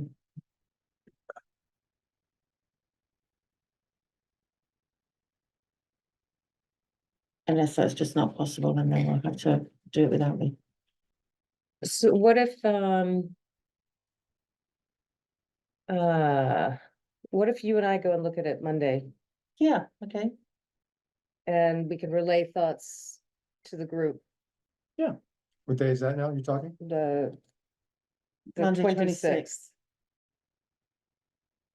Or Well, Tuesday. so if I come out with, Yeah, that'd be great. so if we three do it and then you could relay it through to. the And then you rest? guys do a second site, I think, is that okay to do Yeah. 2 site visits? Okay. So I might not be, oh, it depends on when the second one is, because I have some away dates too, but if you did the second one on. So When are you available? Ed? What's your schedule? I'm just out next week. So if you want to do the third, if that works. So the best for me would be to do the 2 Tuesdays. I teach yoga on Monday morning, so it's like Gotcha. hard for me to get out of Could you do there. But if we could Tuesday do the after? 2 Tuesdays, then I could do those Tuesday mornings, the morning of the 27th. At what time? And then the morning of Of the 27th? 3rd. I can't do the morning. I could do, I could do, noon onwards, between noon and 4. On the 27th. Tuesday.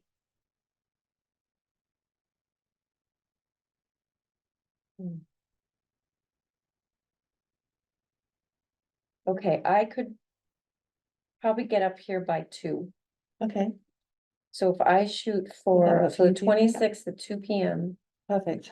26 or 27? 27th, 27th, 27. Tuesday, 2 p.m. Okay. I have to be done by 3:45, but I'm sure we will be. I think we will be, I'll get there, so it'll take me a while to spray it out, but I'm quick. So do you Uh, want to, so do you want to say 3 if you So, pick well, it? I would say 2:30, if you all 2:30. be there at 2:30, I'll be there at 2. I'll Okay. start spraying, and even if I haven't finished it all, you'll be able to come out with your Yeah. plan, start looking. And, some areas don't even need to be sprayed out, like, because there's no. Don't worry about the Right. ones within the Within, I don't. developed, Yeah, that. I we're really won't worried, touch. we're really It's interested just gonna in be areas Clay's 1, Road and 7, Millbrook. 3, 4, 5. Yeah, yeah. 5 and 6, Okay. not so much. Now, that's probably a better day for me too, than the following Tuesday, unfortunately. So Ed, you might be by yourself. Well, hopefully, Nick and Scary are available too. Oh, yeah, of course. The other thing Yeah. that we can do is like, I have my iPad, I can do wide angle shots, we can. Look at them, talk about them, take some pictures, I can email you the pictures. Then at least you have them kind of in that. Yeah, What if we did it on Zoom? I mean, would you be willing to jump on a Zoom call? On Tuesday? You mean Yeah. like a. Are walking like around? a with this- walking with around the- one? As long as I don't have. Oh, that's to- gonna work. If I get to straight on camera. That's how I bought my house in Vermont. I had COVID and my wife was away. Oh, boy. Something to think about. Yeah, sure. You know. You wouldn't even need Zoom, just Yeah. FaceTime. FaceTime. Sure. That's what I'm thinking. FaceTime, Yeah. right. yeah. All right, so I'll just plan on the Tuesday, the 27th. I'll get here too. I'll meet you two at 2:30. Thank you. We'll get as much information pulled together and on the land and photograph and then. So Throw we're as gonna much post your that way later, as is it, possible. If it's just us, no. If it's less than a quorum, we don't have to Okay. post. Let's see, who is it? So we don't know, but Nick and, Well, Gary. we'll Gary find out Richard. if we. Okay, post. we'll work Find it out. out what days they wanna, You don't have to they post. can do. Do you have a local rule that requires posting of site visits? It's Yeah. it's state. They require posting, That changed at some point. yeah, Boy, yeah, better pay attention to that. yeah. When I was Do you want to be here or over there? 30-something years ago. Yeah, I'll just come here and Okay, pick you up. Yeah. Yeah. Okay, Can So, do you want, so I did one thing for you, so I just took the liberty of taking all your questions and kind of doing an addendum that we Okay, could go great. through that I Yep. think could be really. to go through now? If you, it's totally up to you, or you can just read them on your own. I think know it's getting late, Well, it's So- also, it's easier for just to process. everybody to Like- digest it. Yeah. Okay. Yeah. So I just did Okay. each of Yeah, your thank you. questions, Great. I put all the plant sizes, I referenced the thank you. project, so this could be an addendum. Excellent. that's Great. really helpful. Thanks so much. Okay, Great. you're welcome. Okay, so we'll Do study you all need this. other copies for your other people? We actually don't need, we only need 2 hard copies and send it to me electronic or send it to Karen electronically. so she can Electronically, post it. Yeah. okay, all right, you have that. All right, so we'll send it off to them, okay. Awesome. Great. Okay. Okay, we have a wonderful. plan. Thank you. Thank you very much. I'm very Great. excited to spray paint for you. That's great, thank you. And would we be holding you for the next meeting just as a placeholder or? Well, hopefully, yes. I mean, it's not a Yeah. continuance. Yeah. So, but hopefully we'll have something for the 11th, September 11th, that the commission can bless and get Yeah. planting. Yeah, That'd be yeah, great. yeah, because Yeah. time's short again, Time right? running Right. out. Yep. And so that's the 11th. Of September, yes. Okay. Summer's over, the hearing schedule's starting to fill up again. Yeah. Yeah. Have it in there. Okay, thank Okay, you. thank you. Thank you. Very much. Have a Thank good you. night. Thank You you. too. Tuesday. Okay, so we have some certificates of compliance. Actually, can I suggest that we jump to, the 35 Seymour Street administrative approval, because Mr. Ferry Oh, yeah. has been waiting very Oh, patiently. Oh, yeah, please. Come in. Come on. I think you're gonna present. Yeah, right? Okay, yes. I'm available. You're just, great, thank you. So, Mr. Ferry of 35 Seymour Street had, a few years ago, had 2 storm damaged trees, come down and then, got approval to remove 1 additional. And now has concerns about some additional trees down Mhm. by the, it's a dock and a deck Well, it's not a dock, it's actually there's a, I guess it's a boathouse built into A the hill boathouse. when we bought the house, and it's got a, area like a small 1-car garage, flat deck where we often sit and have some furniture. Mhm.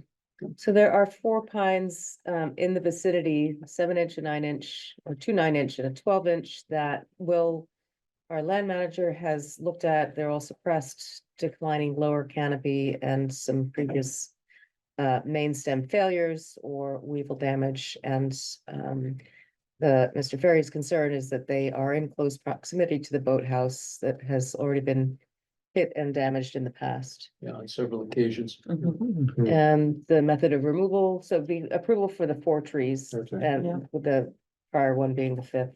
Gotcha. Crane would be, so the method of removal is either a crane positioned on the driveway or by hand. There'd be no stump grinding, just be flush cut. And, no replacement trees, but saplings would be allowed to grow. And you're looking to do this work either this fall or in the spring. Okay. Yeah, it's really an issue, on 2 or 3 occasions, we've had trees come down Mhm. and take out the boathouse, and one time it broke the header that held the door up and things. And on the last occasion, my wife had left sitting on there less than an hour before it got taken out, so. Yeah. It's a safety issue. 2 of the trees are only 3 feet behind. It's a slope, right? It's a Right. fairly steep slope. Yeah.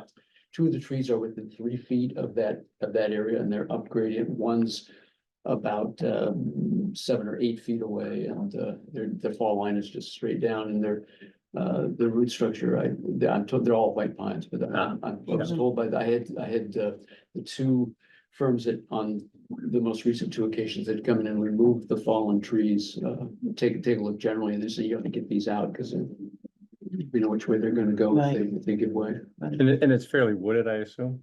Just generally, so that's Yeah. why just let the saplings Yeah. grow and not Mhm. replace Sure, anything. Sure. Okay. Yeah. Yep.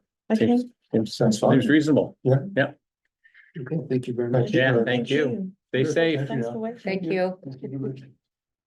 So shall we do the other administrative approval while we? Yes, might as Yeah, well, since we're yeah. here. So this is a request that we are seeking to make repairs to the boardwalk at Old Calf Pasture by the boat launch.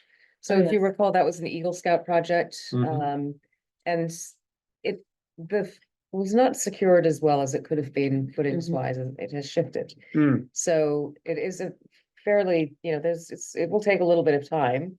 And it will be Will and our Trails Committee Chair Bob White and one of our very active Trails Committee members, Elka, who will be doing these repairs. And so we just wanted to run this by you, make sure there was no issues of concern. Sure. Great. That's good. Okay, yep, sounds good. Okay, so back to the certificates of compliance. I understand we're not gonna do the last one, is that correct? That is correct. There's a fence in the 25-foot no disturb zone. So, Oh, okay, so we can't approve it. so Okay. no, Yeah, Why did I get there? no, you got approval. Oh, And so I set up a time to meet with her and the homeowner, and it will likely be at the edge of the 25-foot no disturb zone. There's already fence within the 25 that we didn't ask for them to remove prior, but you know, Was it on the plan? This is Stacy, right? yeah. Yeah. So she never showed a fence to enclose the pool, which you need anyway. Yeah, sure. Plus she has, you know, dogs that she's always worried about running onto I guess they have run into, I know they had a fence on the roadway though, right? Yes. Privacy. yeah, it's a Right. privacy fence. Yeah. But there's like a wood wire fence. You know, they've raised it 6 inches. They've done all the right things, but it's in the 25. So okay. I was gonna work with them to move it to just outside the Outside, yeah. 25. Yep. Okay, Okay, great. Gotcha. okay, so. Sorry, I jumped to the bottom, but. Let's start at the top. Start at the top. So the two Walton Conleys, those were two different orders. One was for construction of the studio, and the other was a driveway reconfiguration, and they both did, you know, substantial mitigation. Bert's looked at those, and those are good to go. And Mark White, there was very little buffer zone work. It was a tear down and rebuilds, and Yeah, it looks fine. Yeah. Good. and then Heathbridge Road was a demo and rebuilds, and that looked good. The house it's gorgeous. The one thing that I did ask, so they've taken, Is that the one that was built on the existing foundation? no, that's a different one. Okay. Yeah. So this one, they, you know, I mean, they have geothermal, and it's a really like net zero. I think it is a net zero house. And it's very stylish. But they have taken a lot of wood chips from material, and they've moved them into some of the planting beds. They're very close to the river, and their plants are not thriving. And you probably know as a gardener that with wood chips, they can, you know, they take nitrogen. If they're fresh wood chips, they take nitrogen out of the did not soil. know that. Oh, really? Okay. Huh. Yeah, so I asked them not to Yeah. place any more, and they had done it all by hand, and I was like, oh my God, we were supposed to do that. But everything looks good, everything's stable, and they've done their mitigation. Great. Okay, so I move we issue certificates of compliance for, I'll do them all four together. 396 Great Meadows Road, DEP file 137-1497, as well as DEP file 137-1525. Also 461 Old Bedford Road, DEP file 137-1636, and 261 Heathbridge Road, DEP file 137-1569. I second that. Thank you very much. And the vote, Bill? Aye. Okay. Aye. And I'm an aye as well. Great. Right. And then we have the draft mitigation requirements policy. Did everyone have a chance to look at that? Yeah. Okay, I had a What? quick look on my Pretty phone spiffy. just before I. Very nice. Actually, I like it quite a bit. If you recall from the last meeting, I think it was Nick had suggested making the tables, revising the tables. Yeah, and- yeah. Do you wanna go for it? Oh, sure. So I tried putting some of those together, but there's so much variation from project to project in terms of where there's impacts, where mitigations proposed.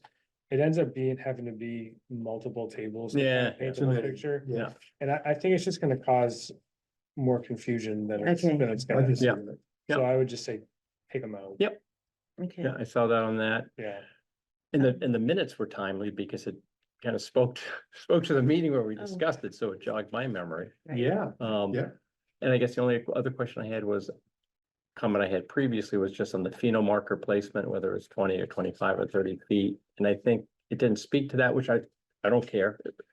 My only question was, I assume that that's just to give some more flexibility in the future in terms of where you might want to place those depending on the project. That's all. So it does have it as 25. space no more than 25 Oh, feet okay, apart. okay. Oh, I missed that. Yeah, next completely. page. Sorry about that. Yeah. Great. I I have a think it's really, very helpful. really tiny petty question. Under determining required amount of mitigation. When you get to the example, so no disturb zone. And then it says no additional impacts permitted. Why does it say additional? Why just no impacts permitted? I guess because you could have a pre-existing structure in the no disturb zone. Okay. We could change that. I mean, I think we could change it. yeah, I think we could say no no, impact. just no alteration. Okay. No alteration permitted, yeah, okay. Because we do try to work with people if they have structures in the 25, we do Yeah. try to get them to come out. Yeah, that's, yeah. Yeah, that's- we did yep. today. Yeah. We got rid of Yep. that, Yeah. yeah.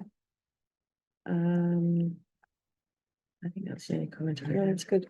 Yeah, I thought it looked good, a little more robust. Yeah. And that was- Yeah. Yeah. Well, that's Bert did that. Yep, looks good. And again, at this time, I mean, we've been talking about this with Giroux property, et cetera. This is, Yeah, I mean, it's interesting because we don't have it memorialized anywhere. no. Yeah, And Right. I think when you started, it was sort of a comment, like, people asked this and. Yeah. Yeah, it was It comes coming up a lot. Yeah. It's just been kind of clarified before Yeah. people yeah, it's submitted. great. Yeah, you application. can just, hey, Right, now we can. there you go. Right, Good guidance. yeah. it is Okay. nice, yeah, good. This meeting is adjourned. It would be great to have a motion. Oh, I'm sorry. I make a motion that we Please accept the give a motion. mitigation policy as amended. Second, And the vote. Aye. Bill. all right, And I'm an aye as well. Thank you. well done. Now I adjourn this meeting.